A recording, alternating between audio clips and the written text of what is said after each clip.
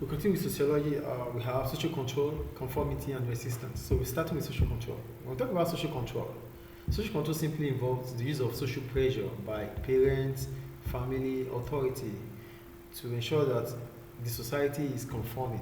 That is what social control is. So with social control, we are able to put orders into the way people behave, their beliefs, and their movements. That is what social control is about, putting order into the society. And to put order into the society, it means we need different social forces, like the parents, the family, authorities, like institutions, to ensure conformity. So we have different approaches. We have the structuralist approach and we have the interpretivist approach or the interactionist. For the structuralist, they see the society pulling the strings. For interactionists, they see the individual pulling the string. That's the difference between them. For structuralists, they feel the society determines how people behave. But for interpretivists or interactionists, they believe the individual determines what happens with him or her in the society. So we start with the structuralist. For structuralists, based on social control, they argue that the society is organized at the level of families, government, and institutions.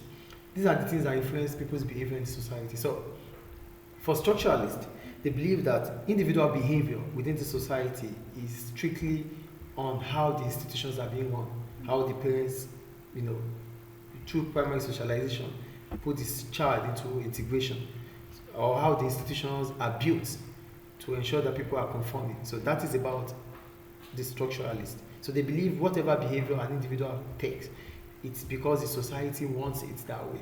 That is for structuralists. Then, for the structuralist, we have the Marxist and the functionalist. For the Marxist, they are always on, how do I put it? They don't reach consensus. They are always on the other side of consensus. So it's always going to be like, there's going to be argument, conflict. They are always on the conflict side of structuralism. But for the functionalists, they believe institutions need to work together. They believe institutions need to work together to achieve harmony, and the individuals in that society will behave the way the society should be. So it depends on how we structure our society. That will determine how people behave in the society. That's for the functionalists. So, but I need to just read a bit, then I'll come back here.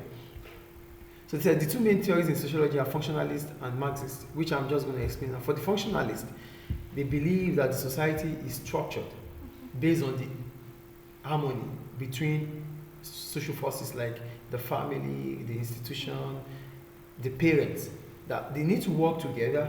So each social force has to perform its own role. Then that would allow the society to be a better place. So it means the parents has to perform their role as parents, the school has to perform its role as a school, the workplace has to perform its role as a workplace, the society has to perform its role as a society. So if this happens, then there will be social control and there will be social order. That's according to functionalists.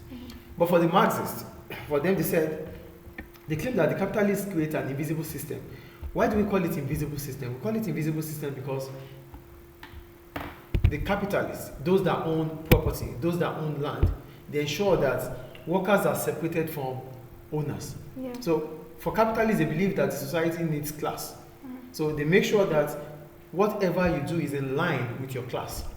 So they ensure that you don't have access to land that they have access to. You don't have access to the kind of education their children have access to. So they want you to continue in that trend that will make you to always be a working class. So that is what, according to Karl Marx. So for Karl Marx, he believes that, or the Marxists, they believe that the society is structured in a way that favors the capitalist. Okay. Do you understand? But from functionalists, they believe the society is structured, but they argue that the society is structured in a way that all institutions have to work in harmony. Yeah. But for Marxists, they don't see it that way. They see it like there is always class in the society. So individuals go into the kind of class they belong. Yeah. So that's what we call invisible system. Do you understand? Yeah. So that's about Marxist. So socialist theories originated from, I'm in the second paragraph now. Are you there? Yeah. Socialist theories originated in the work of Durkheim and Marx. From the socialist perspective, Social action is the product of deep underlying forces in society that reach beyond the level of individual consciousness and control. These structural forces shape our behavior and have a major influence on our thoughts processes. Marx claims that the capitalist relations of production were the main structural forces in modern industrial societies. The way in which capitalist production of goods and services is organized, with the workers separated from owners of land and factories, like what I just said. They ensure, for the Marxists, they ensure that there's always class. So, in as much as you are part of the working class, you're born within the working class family, you will continue to be a working class. Yeah. So they've structured the schools to ensure that you don't have good grades that will make you to contest with the children of the ruling class. So every now and then, put in their own class. Yeah, everyone is put in their own class. So the educational system, the workplace, the society is structured in a way that favors the capitalist. Yes. So that's what Marxists are saying. So they don't see the society, they don't see social control in society because the social control is simply from the capitalists. The capitalists are the one that controls everything in the society. But for the functionalists, they don't see it that way. They feel the society is a working place because each institution has a role to perform, and if they perform the role well, the society will be a better place and there will be social control. Any question about that? So that's all about social control and how it shapes it. So we have the interpretivists, which are the interactionists. For them, I told you, they feel that the individual pulls the string. So it's micro. We call it micro-sociologic. Yeah. So they see the individual pulling the string in the society, not the society pulling the string. So for structuralists, they see the society pulling the strings. Yeah. Like what we do is shaped by the society. Yeah. But for the interpretivists, they feel that we are able to change the society. Yeah. So that's micro. Any question about that? No. So we'll go down. So for structuralists, social order represents, now we'll go to social order itself. For socialists, social order represents a powerful force that individuals has little or no freedom to oppose. So there's social order, there's social control. These things, based on how the society is run, we don't have the freedom to change them because we met them like that. So it's just to know, the principle to know what is right or wrong, moral. So whatever social order, whatever laws that are there, we see it as some invisible aspect of our lives that are monitoring what we do. So when we do, so it means when you do something wrong, you have it, there's that consciousness that tells you that, oh, you have done something wrong. Nobody is seeing you, but you feel that you've done something wrong. So that's how this society is being structured. So it is invisible for us to say, but whatever we do, the social forces behind it are structured in a way that we don't have the freedom to say no to those orders. Though we could do it illegal, we could do it we could do it without people seeing it. But as soon as people know about it, then it becomes a problem. So then we are not conforming. We might be punished. So that's the point for social. So people accept the established institutional patterns of behavior as if they were a hidden force controlling their actions. So that's all about it. So the point is, things are controlling what we do. We don't see them, but they are there, controlling our actions, our behavior, our beliefs, our movements. So this is what a structure is about. So a structure will align you to doing what is right, and letting you to understand that whatever you do, if it is wrong, there's always going to be punishment for it. So that is what social control is about. If it's right, you get rewarded. Yeah, if it is right, if you are doing what is right, then there's a reward, a positive sanction for it. Yeah. Any question about that? So that takes us to consensus structuralism. So we'll go down. We have consensus structuralism. So for consensus now, consensus is all about functionalists, because for functionalists, they believe the society is a working place. They believe everything could work in the society, in as much as the social forces are acting accordingly. So I'm going to read functionalism. Functionalism is a consensus socialist approach. For functionalists, any explanation of how order and stability are created. Are you there? Yeah. So consensus. Consensus now. We're here. Okay, are you there? Yeah. So For consensus, structuralism. For functionalists, they are always on consensus. Why? Because functionalists believe the society could be a better place. We don't have to fight one another. There shouldn't be conflict. The only thing we need is to understand our roles and our responsibility. And if we understand that, then we can live in harmony. So for functionalism, they said functionalism is a consensus structuralist approach. For functionalists, any explanation of how order and stability are created and maintained involved looking at how societies are organized at the level of the social system. This involves the idea that various parts of a society, the family, education, work, and so on, work in harmony. Each part is dependent on the others, just as the different parts of the body, such as the heart, lungs, and the brain, work together to form something more complex than the sum of their individual parts, a living body. So the different parts of the society work together to form a social system. According to Persons, in 1937, he argued that every social system consists of 4 functional subsystems: the political, the economical, cultural, and family. So when we're talking about political system, we're talking about the political parties. Yeah. And we're talking about economic system, we're talking about how we trade, how we buy goods and services. And cultural, this is rooted to where we come from, our origin. And we're talking about our family, the primary socialization, how we are being raised. And our way of living, that's culture. So each of these subsystems perform a different but related functions that address certain problems faced by every society. So the connection between the various parts of the society system, like family, culture, work, and the government, are created by institutional purposes and needs. While order is created at the institutional level through these relationships. Person in 1959 explained how the individual fit into the overall structure of the society on the basis of functional prerequisites. There are things that we must do, things that the society has to do to make individuals function. So, for them, they are structuralists. They believe individuals are naive. They believe individuals do not have that power to change things. So it is the institutions that need to structure themselves in a way that allows individuals to adapt to different changes in the society. So that means society pulls the strings. You get the point? So what are those prerequisites? What are those things that the society has to do to make people conform? They must combine to solve important problems. Every social institution, from families to schools to workplaces, must develop ways to ensure that individuals conform to the needs of both institutions and society as a whole. For persons, institutions do this by developing ways to solve 4 problems of their existence. These problems are always going to happen. But for the society to function, not only for the institution, for the society to function, for the institution to function with the society, these problems has to be solved. And for it to be solved, we need to work hand in hand. So what are those things we need to do? The first one, goal maintenance. For goal maintenance, so they use example of education. So we're going to use education here. For goal maintenance, institutions must provide people with goals to achieve, such as certification. So institutions like schools, they must provide us with a reason for coming to school. They must provide us a reason to come to school. So we know that when we go to school, there's a certificate that we're going to get. Do you understand? So that is what goal maintenance is about. Do you understand goal maintenance? Yes. The second one, adaptation.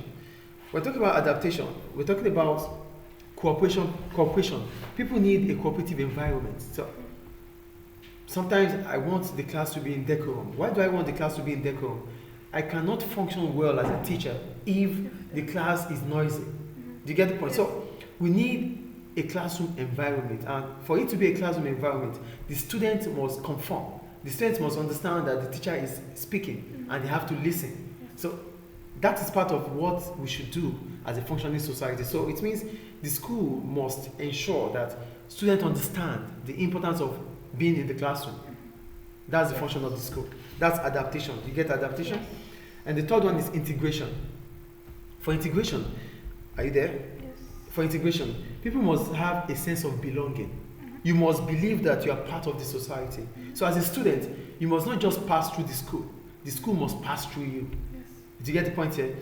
You must not only pass through the school must pass through you. That means you must create a record of positivity that they have to remember you. Motivate, kind of. You must create a legacy that people will look back to after you have left. Okay. That is when the school passes through you. Okay. So when you pass through the school, that means you graduated. But if the school passes through you, it means you are able to create an impact that people will look back at even when you're gone. Yes. That is integration. I think you got integration. And the last one is latency. For latency, we're talking about deviance. People must be punished. Whatever acts you go on with that is not conforming, whatever immoral acts you perform in school, they must not allow it to go unpunished. So here I wrote, latency. Conflict must be managed by ensuring that breaking the rules mustn't go unpunished. So we must understand that there are specific ways of behavior. There are acceptable ways to behave in the society. Not only in the society, everywhere, even in school. So if students continue to make noise in the class, they have to be punished for that. If students come late to classes, they have to be punished for that. Yes. So these are ways in which the society can function. So if schools are able to solve these 4 problems of latency, integration, adaptation, and goal maintenance, then they have done their own role. Work will do its own, the family will do its own. At the end of it all, we all depend on each other, but we will be able to make that individual and society to function. Do you understand? So for social control to really work, we need social forces, we need the institutions to work, to understand their roles and responsibility, so that they can actually pull the strings of the individuals in the society. So is it clear? Do you have any question about social control? And conformity? Yes. Is it clear? Social control and consensus for the structuralists. So you have to understand that for consensus, it's about the functionalist. For conflict, it's about the Marxist. Is it clear? Yes. I just need to memorize most of them.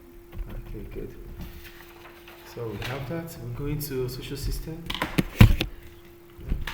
I don't know what I'm supposed to do in there. Please help me call Mustafa. Does he need me for something? I don't know. Yeah, I think you need to ask your question. Can you help me quickly call him, please? Quickly.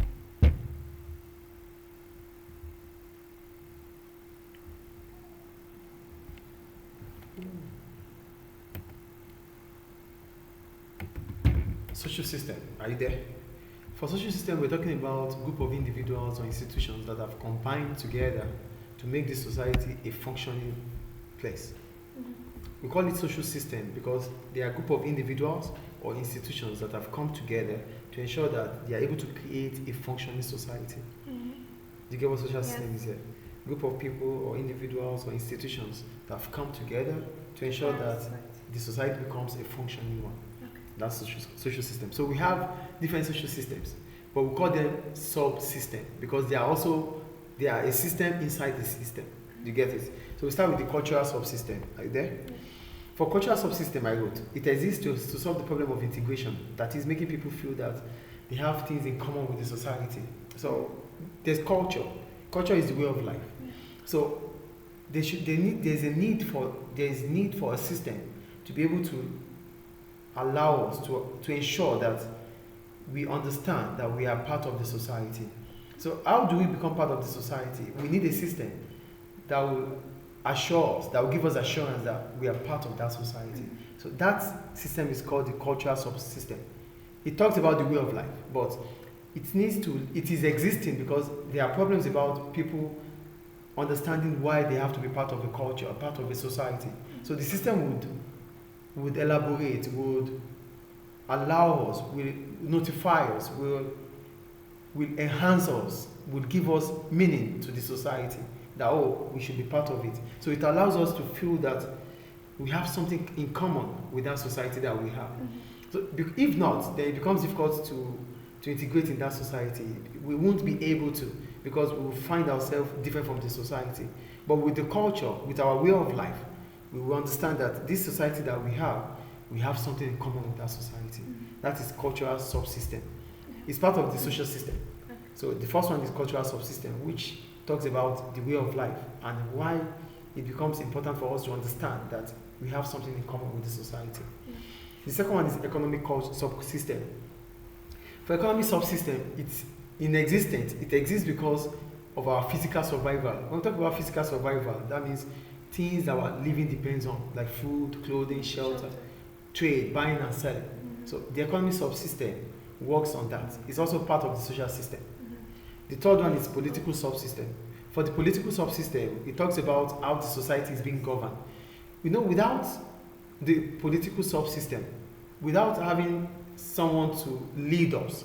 Without having a leader, then we all become, we're going to have a society that is full of acrimony, a society that is full of crime, a society that is not governed, a society that everybody can do anything they feel like doing. So with the political subsystem, it makes us to have a system that allows order, that allows control, that allows governance.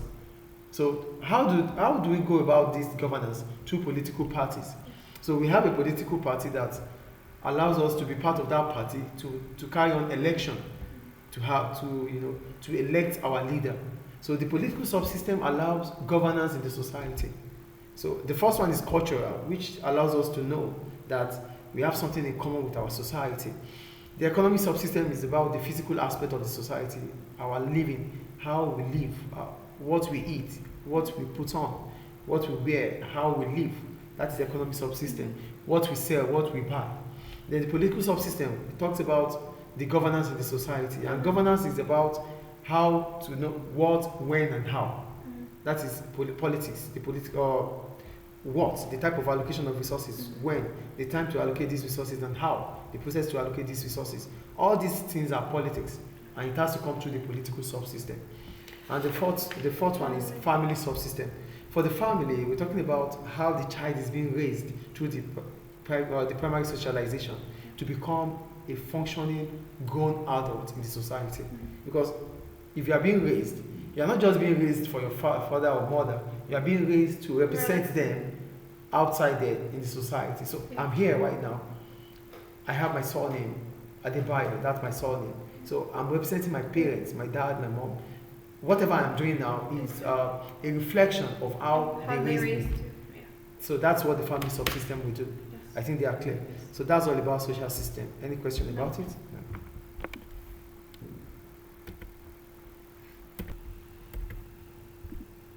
So we continue with sociology. We have conflict structuralism. For conflict, I told you already, it's for the Marxists. Both Marxists and feminists, they are the ones that talk about conflicts. So I'm going to start with the Marxists. For conflict socialism, it shows how the society is divided so that powerful groups can control the society at the cost of the relatively poor one or the powerless one. So according to Marxists, they believe the society might look stable in our eyes, but in reality, they are not stable because there's always going to be conflict of interest. The ruling class will always make sure that the working class remain the working class. So there's conflict of interest as a result of that. That's according to Marxists. Then they argue that society may be seen as stable, but they are based on the conflict of interest between groups. So what are these groups? The social groups. We have the working class, the middle class, the ruling class. They continue to fight each other for position because every individual group wants to climb up the social ladder. There's what we call the social ladder. The social ladder is how people are being ranked in the society. So for a working class child, so let's assume I'm a working class child. As soon as I obtain education, I could move up the social ladder to the middle class or to the upper class or to the ruling class. So that is what social class ladder is. So for you to go up there, it means someone is being dragged down. Do you get it? Yeah. So that's how the society is being structured, according to the Marxists. So social classes fighting each other. That's how they fight because they want to obtain or attain that ladder. They want to get the upper hand. That's about it. But for the feminists, they see the society not functioning. They see that there is always going to be gender inequality between men and women. So they see the society as being patriarchal, like it's being controlled by the men. So that's why it's not going to function. So when you talk about conflicts, the model about conflict is they are structuralists, but they feel the society is not structured in a way that everybody becomes equal. For Marxists, they believe the society is structured in a way that the owners, the capitalists control it. And for the feminists, they believe the society is structured in a way that men controls. So that's why every now and then there's going to be conflicts. Is it clear? Yes. So that's about conflict structuralism. They are about the structure too, like the functionalists. But the difference between them and the functionalists is that the functionalists, they see consensus. They see that the society can work. We can work in harmony. But for conflict structuralism, like the feminists and the Marxists, they feel that the society needs to be there's need for revolution between men and women or between working class and the ruling class. Any question about it? Done. Feminists, can give another example of how the middle classes, the small classes, to climb up to the high class. Yeah. Beside education. Besides education, even workplace, at workplace, they ensure that the working class ensure, the ruling class ensure that the working class do not have land, do not have property. But by working, they make sure that they decide. Yeah, they make sure that they decide the amount you get. The amount you get, so you do not move far. You won't. Yeah. Is it clear now? All right, done. It's fun, actually fun. I told you it's so fun.